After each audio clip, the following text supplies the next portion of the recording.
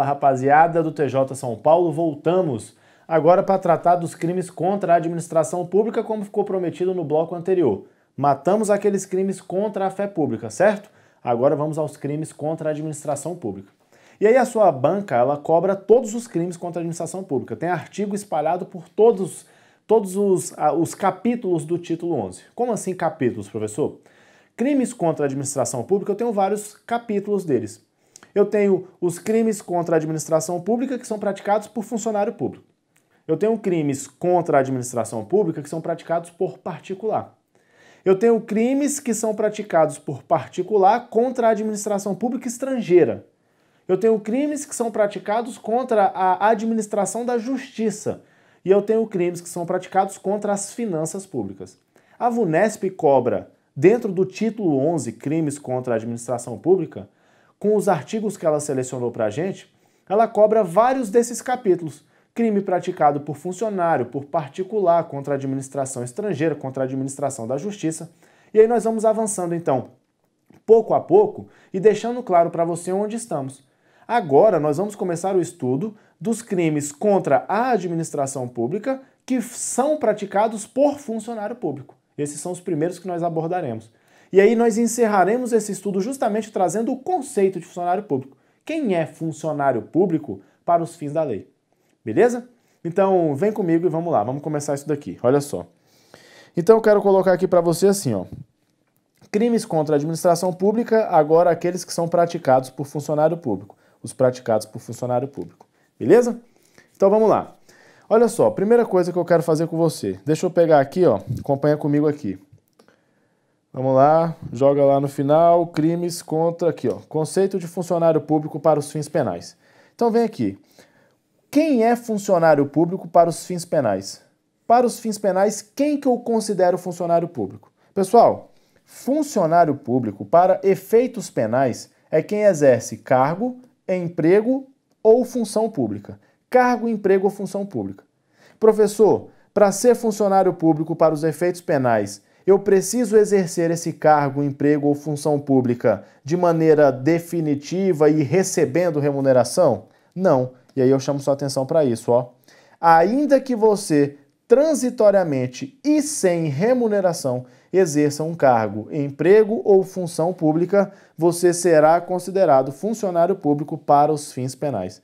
Ainda que você exerça de maneira transitória e sem remuneração um cargo, emprego ou função pública, você será considerado funcionário público para os fins penais. Beleza? Além do funcionário público, esse conceito previsto no artigo 327 caput do Código Penal, além desse conceito, você tem também os funcionários públicos que são funcionários públicos equiparados. Quem são aqueles funcionários públicos equiparados?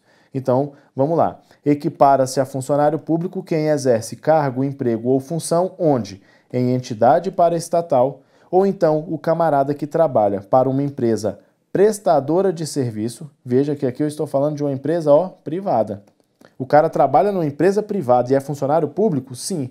Desde que ele trabalhe numa empresa privada que seja contratada ou conveniada pelo poder público para executar, então olha só, para executar a atividade típica da administração pública. Então tem que ser para o exercício de atividade típica. Cuidado porque a VUNESP vai te perguntar se o cara que trabalha numa empresa particular, que é contratada pelo poder público para exercer qualquer atividade da administração pública, se ele se equipara a funcionário público. Errado. Porque só vai se equiparar a funcionário público se essa empresa prestadora de serviço for contratada pela administração ou conveniada com a administração para executar a atividade típica da administração pública. Por exemplo, pessoal, olha lá, ó, saúde, atividade típica da administração pública? Sim. Então, se o cara trabalha num consultório médico e esse consultório médico tem convênio com a administração pública por meio do SUS, por exemplo, esse convênio médico, esse médico que exerce atividade em empresa prestadora de serviço privada, um hospital, por exemplo, ele vai ser considerado funcionário público? Vai, porque a atividade que ele exerce é típica, por exemplo, a atividade de saúde. Mas não é qualquer atividade, tem que ser a atividade típica da administração pública. Tranquilo isso daí, pessoal? Beleza? Então tá. Então você já tem o conceito de funcionário público para fins penais e inclusive já sabe quem são os equiparados. Beleza, vamos lá. Você vai estudar comigo vários crimes contra a administração, vários. E desses vários crimes você vai reparar que todos eles possuem uma causa de aumento quando o funcionário público que o pratica, ele exerce um cargo em comissão ou uma função de direção ou assessoramento em determinados lugares. Então veja, é uma causa de aumento de pena que se aplica a todos os crimes praticados por funcionários públicos contra a administração. São os crimes que nós vamos começar a estudar já já. Então, em todos os crimes praticados por funcionário público contra a administração pública, você vai ver comigo que existe uma causa de aumento de pena. A pena será aumentada da terça parte, ou seja, é um aumento de pena de 1/3. Então, é um aumento de pena de 1/3. Ela será aumentada da terça parte quando esse funcionário público for um ocupante de cargo em comissão ou função de direção ou assessoramento. Então, é cargo em comissão ou função de direção ou assessoramento, onde, professor? Em qualquer órgão da administração direta, ou então em sociedade de economia mista, empresa pública ou fundação instituída pelo poder público. Professor, calma aí. Isso daqui são entidades da administração indireta. Eu estou reconhecendo entidades da administração indireta. Beleza, é exatamente isso. Então, se o cara exerce um cargo em comissão ou uma função de direção ou assessoramento em algum órgão da administração direta ou em algumas entidades da administração indireta, eu aumento a pena de 1/3. Professor, por que algumas? Porque aqui, pessoal, eu quero sua atenção, ó. Eu quero sua atenção. Atenção! Você vai ter que anotar isso daí e ficar ligado. Atenção! O exercício de cargo em comissão, o exercício de cargo em comissão ou função de direção ou assessoramento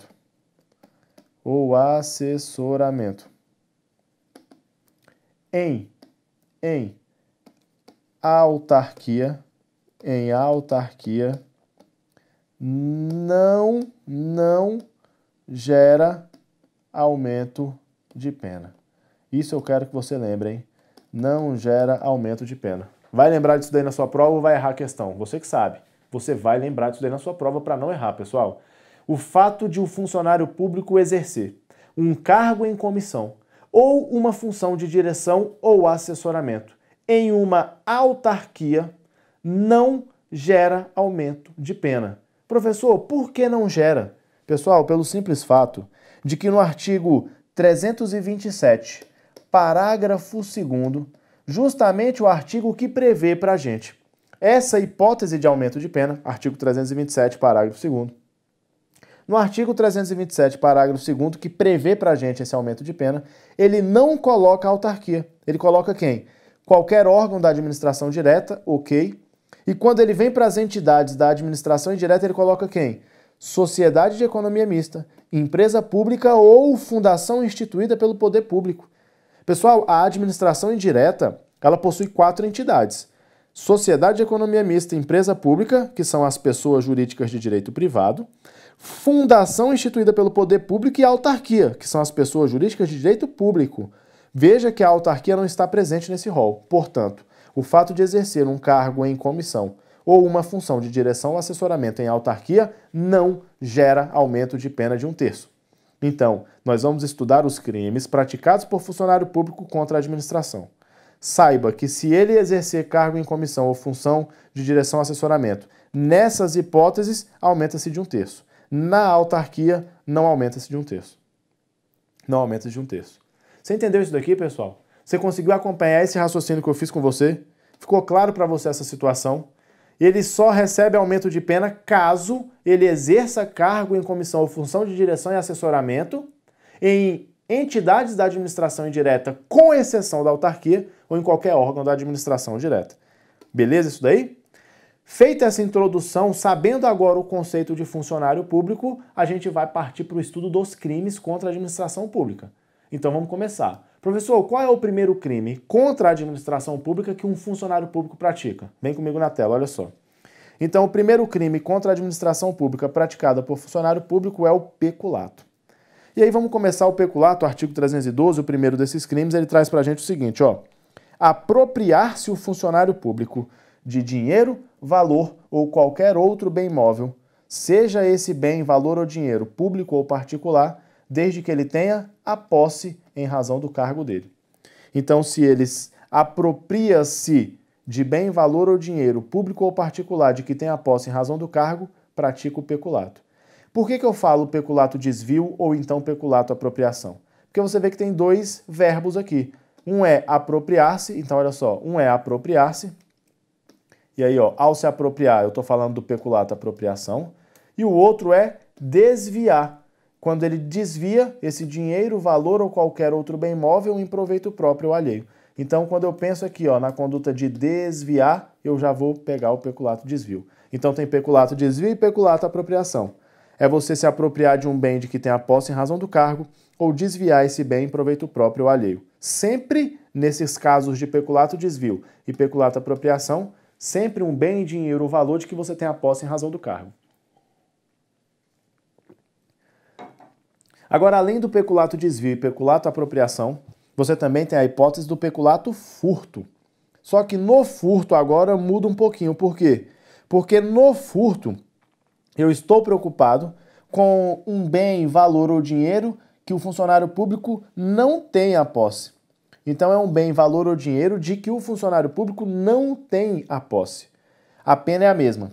Então aplica-se a mesma pena, 2 a 12 anos de reclusão, se o funcionário público, mesmo não tendo a posse do dinheiro, valor ou bem, o subtrai. Então agora ele vai subtrair um bem de que ele não tinha posse, é diferente. Ou então ele concorre para que seja subtraído, em proveito próprio ou alheio, valendo-se de facilidade que lhe proporciona a qualidade de funcionário. Aqui é importante, tá?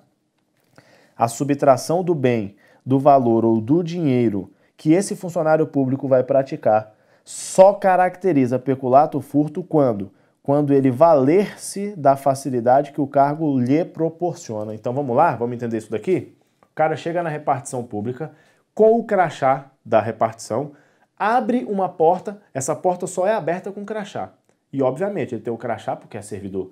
Ele abre a porta da repartição, entra na repartição, subtrai um bem lá de dentro. Subtrai, por exemplo, um notebook. Veja que a subtração desse notebook foi realizada e, para realizar a subtração, ele teve que se valer do cargo que ele ocupava. Ele usou o crachá, ele se valeu da função que ele exercia para poder subtrair o bem. Ele vai responder por peculato furto. Por peculato furto. Agora pensa comigo. O cara é funcionário público. E aí ele está na repartição onde ele trabalha.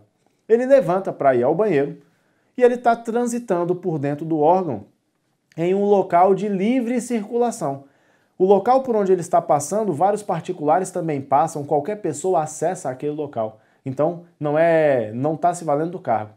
E aí ele percebe que existe uma pessoa que está vacilando. Está ali com o celular quase caindo do bolso. Ele passa por essa pessoa, tira o celular do bolso dessa pessoa e vai embora. Veja que ele realizou também a subtração de coisa alheia móvel. Só que agora ele não precisou se valer do cargo que ele ocupa. Portanto, ele não pratica peculato furto. Ele pratica furto. E nesse caso, furto qualificado pela destreza, porque ele consegue, com a destreza, tirar ali o celular do bolso da vítima. Então veja que se ele se valer do cargo para subtrair é peculato. Crime contra a administração pública praticado por funcionário público. Agora, se ele não se vale do cargo, o crime é um crime comum, nesse caso um crime de furto. Beleza? Avançando. O peculato, ainda tratando de peculato, ele pode também ser culposo. Então veja que até agora nós estávamos tratando de peculatos dolosos. Todos eles dolosos. E eu tratei de 3 espécies, o peculato desvio, o peculato apropriação e o peculato furto. Nós vamos para a 4ª espécie, o peculato agora culposo, acidental. Aquele que o agente pratica sem querer. Como é que funciona isso aqui, professor? Se o funcionário concorre culposamente para o crime de peculato ou furto praticado por outra pessoa, ele também vai responder pelo crime, uma detenção de 3 meses a 1 ano. Aí eu faço questão de trazer o exemplo para você desse peculato culposo. Olha só. João responsável pelo cofre de uma repartição pública, esquece de trancá-lo ao final do expediente. Dessa forma, ele facilita a subtração dos bens ali presentes por José, um outro servidor público do mesmo órgão. Veja que João, ao esquecer de trancar o cofre, que era de sua responsabilidade, acabou facilitando a prática de um peculato por parte de José, funcionário público daquela mesma repartição. Então José, se valendo da sua função, ingressou naquele local e subtraiu os bens do interior do cofre. Por quê? Porque João, de maneira culposa, acidentalmente, acabou colaborando na produção daquele resultado. Portanto, aqui eu digo o quê? Eu digo que João praticou o crime de peculato culposo. Acidentalmente, culposamente, acabou concorrendo para o crime de peculato que José praticou. Professor, dentro do peculato culposo, existe alguma consequência para o agente que repara o dano? Existe, pessoal. E aqui, ó, bota aí, ó, eu não sei como é que você bota uma observação no seu material, mas se você marca estrelinha, marca aqui 2 estrelinhas. Marca aqui 3 estrelinhas, 4 estrelinhas, 5 estrelinhas, eu não sei, mas você vai ter que prestar atenção na reparação do dano no peculato culposo. Pessoal, eu acho, pelo que eu andei vendo das questões, que a reparação do dano no peculato culposo muito provavelmente seja a questão mais abordada dentro do direito penal na VUNESP. É impressionante a quantidade de questões que cobram os efeitos da reparação do dano no caso de peculato culposo. Você não pode esquecer disso daqui na sua prova. Presta atenção no que eu estou te falando. O camarada praticou um peculato culposo. Você viu aqui comigo o que é. Praticado o peculato culposo, ele percebendo que está respondendo por um crime, ele resolve reparar o dano. Ele fala, não, calma aí. Eu esqueci o cofre aberto. O camarada entrou e subtraiu de fato os bens que estavam lá dentro. Prejuízo de R$5.000. Os bens foram avaliados em R$5.000. Eu quero pagar esse dano para me ver livre disso daqui. Será que é possível, reparando o dano causado com o seu vacilo, que você se veja livre do processo penal? É possível, pessoal. Atenção. Se o camarada que praticou o peculato culposo reparar o dano antes da sentença condenatória definitiva, antes de transitar em julgado a sentença condenatória, se ele repara o dano, extingue-se a punibilidade do agente. Acabou o processo. Reparado o dano antes da sentença irrecorrível, antes da sentença definitiva, antes do trânsito em julgado, extingue-se a punibilidade. Beleza? Mas vamos supor, o cara não tinha o dinheiro. Ele até queria reparar o dano, mas não tinha o dinheiro. E ele vai juntando dinheiro para pagar o dano. O problema é que ele não consegue juntar o dinheiro para reparar o dano antes de ser definitivamente condenado pelo crime de peculato culposo. Depois que ele já foi condenado de maneira definitiva pelo peculato culposo, a condenação já transitou em julgado, já está condenado, ele consegue a quantia em dinheiro para reparar o dano que ele causou. Nesse momento, adianta alguma coisa reparar o dano? Adianta sim, pessoal, por quê? Reparando o dano depois do trânsito em julgado da sentença condenatória, ele tem direito a uma redução de sua pena, uma redução de metade na pena imposta. Se ele tinha sido condenado pela pena máxima, agora ele vai ser condenado pela metade dessa pena. Olha na tela comigo então. Então você vai saber o seguinte: a reparação do dano, extremamente importante para a sua prova, ela gera 2 efeitos. Se precede a sentença irrecorrível, ela extingue a punibilidade. Se é posterior à sentença irrecorrível, ela reduz de metade a pena que foi imposta. Fechou? Esses efeitos da reparação do dano, atenção, só servem para o crime de peculato culposo. Só serve para o crime de peculato culposo. Fechou? Beleza, valeu. Então vamos lá.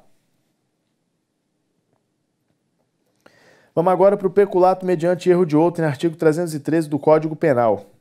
Esse crime, pessoal, é muito simples. O que é o peculato mediante erro de outrem? É a conduta daquele agente que se apropria de dinheiro ou qualquer utilidade que no exercício do cargo ele recebeu por erro de outrem. Você quer um exemplo legal que caracteriza o peculato mediante erro de outrem? O cara trabalha no banco. Ou ele trabalha na repartição que recolhe ali, por exemplo, dentro do tribunal, que é responsável ali por recolher alguma custa, algum emolumento. Beleza? Ele recebe dinheiro, evidentemente. Aí chega lá o camarada para pagar uma dessas contas, que o funcionário público é obrigado a receber, seja no banco, seja lá no tribunal. E aí o cara, equivocadamente, o particular, equivocadamente, ele apresenta um boleto cujo pagamento já foi efetuado em algum momento anterior. Só que o particular não se atenta que aquele boleto já está pago. Ele apresenta o boleto e quer pagar o boleto. Aí o que ele faz? Eu vim aqui pagar esse boleto, eu vim aqui recolher essa custa. Ele apresenta a guia, ele apresenta o boleto e dá o dinheiro. Tá aqui, ó, R$300, tá aí bonitinho, R$300.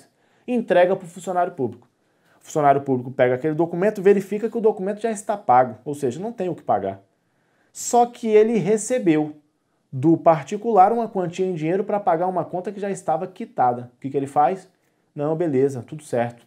Quitado aqui, viu? Pago direitinho. Devolve lá o documento para o cidadão e fica com o dinheiro. O que ele está fazendo? Olha na tela comigo, o que ele fez? Ele se apropriou de um dinheiro que no exercício do cargo ele recebeu do particular mediante erro, por erro. Veja, pessoal, aqui que interessante é que ele não induziu o erro. Ele estava lá, foi atender o particular deu para ele a guia, né, a GRU, ou deu a guia de recolhimento ou o boleto e o dinheiro, e ele nada fez para induzir esse particular ao erro. Ele simplesmente recebe o dinheiro que foi dado em erro e se apropria indevidamente desse dinheiro. Qual é o crime? Peculato mediante erro de outrem. 1 a 4 anos e multa. Agora se liga no movimento, por quê? Porque não cai na sua prova, mas você tem que saber a diferença. Cuidado porque, a depender da situação, isso pode virar um crime de estelionato. E aí, professor, estelionato não cai para mim. Não, não cai para você. Mas é importante que você saiba que determinada conduta muito parecida com essa não caracteriza esse crime. O que eu estou querendo te explicar aqui não é o estelionato, e sim uma conduta que se assemelha a esse crime, mas que não é esse crime. Porque na sua prova, o seu examinador pode te perguntar uma conduta parecida com essa e perguntar se ela caracteriza artigo 313, peculato mediante erro de outro. Então, cuidado, cuidado. Eu tenho que saber a diferença. E a diferença é, se esse erro praticado pelo particular for induzido pelo funcionário público, já era. Se eu induzir o particular a, em erro, me entregar o dinheiro, esse crime vira estelionato. Deixa de ser esse crime aqui. Então, deixa de ser peculato mediante erro de outrem e passa a ser estelionato. Beleza? Então, cuidado, ó. Você é funcionário público, Caixa do Banco do Brasil, Caixa da Caixa Econômica Federal. Chega um particular, quer te pagar uma conta, só que a conta já está paga. Ele entrega a conta e o dinheiro, você recebe aquilo ali. Verifica que a conta já está paga, você devolve a conta sem falar nada e fica com o dinheiro. Você se apropriou de um dinheiro que no exercício do cargo você recebeu de terceira pessoa por erro. Beleza. Isso daí é peculato mediante erro de outrem, artigo 313. Agora, se chega uma pessoa, te entrega a conta, você olha para a conta e fala, pô, talvez eu consiga tirar um dinheiro desse cara aí. Aí você fala para ele, olha, o boleto aqui está dizendo que é R$150, mas existe uma multa e um atraso aí, os juros, né, porque o boleto está atrasado, e aí esse boleto, na verdade, ele vai ficar por 250, quando, na verdade, seria apenas 180. Ou seja, você está ali arrumando um jeito de pegar R$70 a mais. Aí você engana o particular acredita e te entrega o dinheiro. Você pega o dinheiro que ele te deu a mais, mas que você induziu ele a te dar a mais e se apropria daquele dinheiro. Opa! Nesse caso, ele te entregou o dinheiro e você se apropriou do dinheiro. Ele estava agindo em erro, mas esse crime não é peculato mediante erro de outrem, não. Esse crime é estelionato porque você induziu a vítima ao erro. Aí não pode ser. Beleza? Então, só para você saber, cuidado quando houver a indução ao erro por parte do funcionário, porque aí deixa de ser peculato mediante erro de outrem. Fechou? Tranquilo, então. Vamos lá. Vamos continuar avançando. Inserção de dados falsos em sistema de informações. Interessante esses crimes, tanto do artigo 313-A quanto do artigo 313-B. Beleza? Então, vamos lá comigo, ó. Inserir ou facilitar o funcionário autorizado. E aí, um elemento muito importante desse crime, no artigo 313-A. Inserção de dados falsos em sistema de informações. Quem é o sujeito ativo? É qualquer funcionário público? Não. É somente o funcionário autorizado. Só ele. Então, o cara tem uma senha de acesso especial. Ele é um funcionário público diferenciado porque não é qualquer funcionário público que acessa aquele sistema ali. Só ele. Por quê? Porque ele é autorizado. Então existe um sistema de acesso restrito, que não são todos os funcionários que acessam. Aí eu tenho que estar diante do funcionário que é autorizado excepcionalmente a acessar aquele sistema. Beleza? Aí esse funcionário autorizado, ele insere ou então ele facilita a inserção de dados falsos no sistema. Ou então, sabe o que ele faz? Ele altera ou exclui de maneira indevida dados que são corretos. Veja que são duas coisas que ele faz. Primeiro, olha, primeira conduta, insere dados falsos, insere dados falsos. Segunda conduta, ó, segunda conduta, altera ou exclui de maneira indevida um dado que seja correto. Então, esse funcionário autorizado, ele pode praticar dois comportamentos. Primeiro, inserir um dado falso.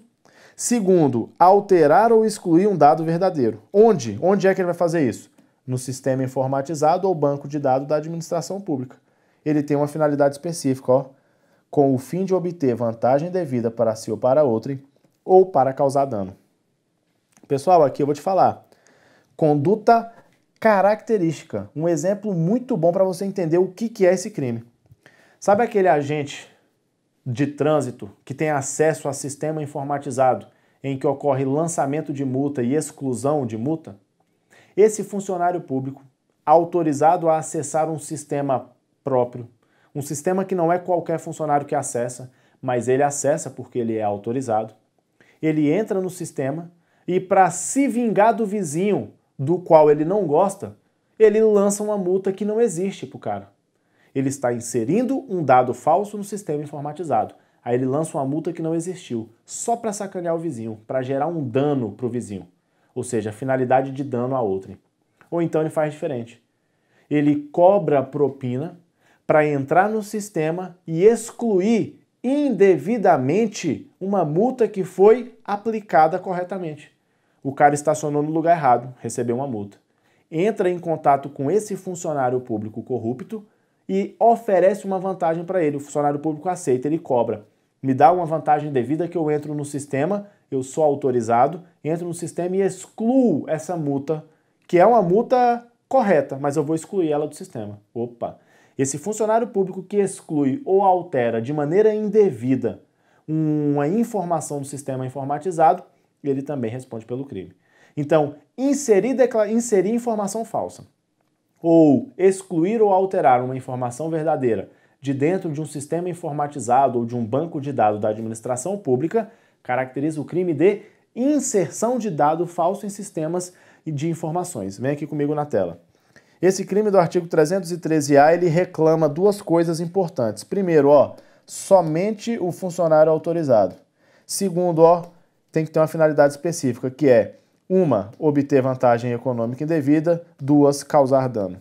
Se liga nisso daí. Pena, 2 a 12 anos e multa. Só para que fique claro, sistemas informatizados ou bancos de dados da administração pública. Nem sempre é informatizado. Pode ser um banco de dados não informatizado ou qualquer sistema informatizado. Fechou? Crime semelhante a ele, na sequência, artigo 313-B. O artigo 313-B, ele é semelhante. Ele pune a conduta de quem modifica ou altera sistema de informação ou programa de informática sem autorização ou solicitação da autoridade competente. Então veja que são delitos semelhantes, mas que não se confundem não, tá? Aqui o que o camarada está fazendo? Ele está modificando ou então ele está alterando um sistema de informação ou programa de informática. Só que ele está fazendo isso sem que ninguém responsável por isso peça a ele. Então a autoridade competente não pediu, a autoridade competente não autorizou e o cara vai lá e faz uma alteração no programa. Deixa eu te explicar uma coisa, pessoal. Esse crime aqui, ele não pune somente o cara que está agindo com má vontade ou com má intenção. Pensa que o cara, o funcionário público, é um camarada formado em informática. Então o cara manja tudo de TI, o cara é top. E ele percebe que o sistema da repartição é um sistema muito ultrapassado, muito lento. E ele tem uma forma de melhorar o desempenho daquele sistema. Olha só, boa intenção. Ele quer melhorar o desempenho do sistema. E aí ele, com o conhecimento que tem, ele entra no sistema e promove uma alteração, uma modificação na plataforma, no sistema, é no software. Ele não está mexendo em informações do sistema, ele está mexendo no sistema inteiro. E aí ele altera esse programa, esse sistema, para quê? Para acelerar o funcionamento dele. Boa intenção, né? O problema é que ele esquece de pedir autorização e a autoridade competente não tinha solicitado para ele essa alteração.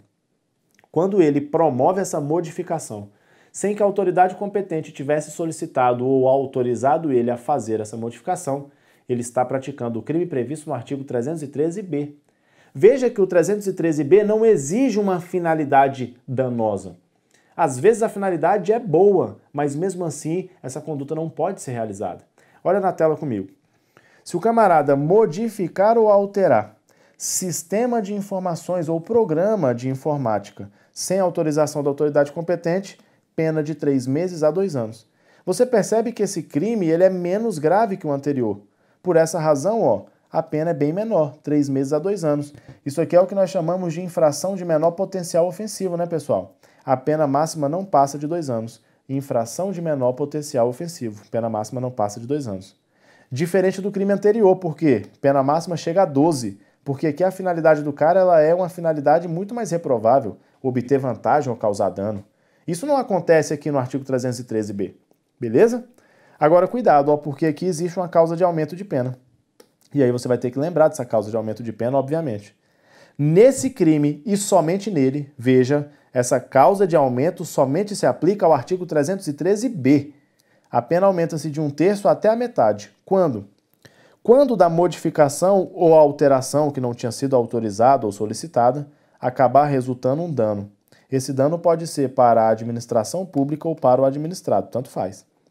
Veja que ele não tinha a intenção de gerar dano, mas acabou acontecendo, sabe por quê? Porque na hora que ele estava promovendo, um exemplo, na hora que ele estava promovendo, pode vir comigo um pouco, na hora que ele estava promovendo a modificação do sistema, ele acabou num comando ali perdendo alguns dados. E aí ele perdeu dados que geraram dano para a administração pública ou para o administrado. Ele não tinha essa intenção, mas acabou acontecendo. Se ele gerou dano, ainda que sem querer, no decorrer desse comportamento, a pena aumenta, de 1/3 até a metade. Tranquilo isso daí?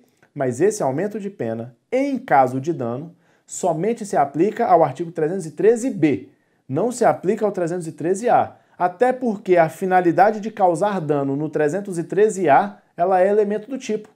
Quando eu, lá no 313a, eu insiro no sistema de informação uma informação falsa, o que eu quero? Obter vantagem ou gerar dano. Veja que gerar dano lá já é uma finalidade do agente. Então lá não tem aumento de pena. O aumento de pena é só quando eu mudo o sistema e nessa mudança do sistema eu acabo gerando um dano. Aí incide a causa de aumento. Fechou? Então, acabamos aqui o nosso primeiro bloco a respeito dos crimes contra a administração pública praticado por funcionário público, beleza? A gente volta na sequência ainda nesse tema para fechar isso daí com vocês. Até já já.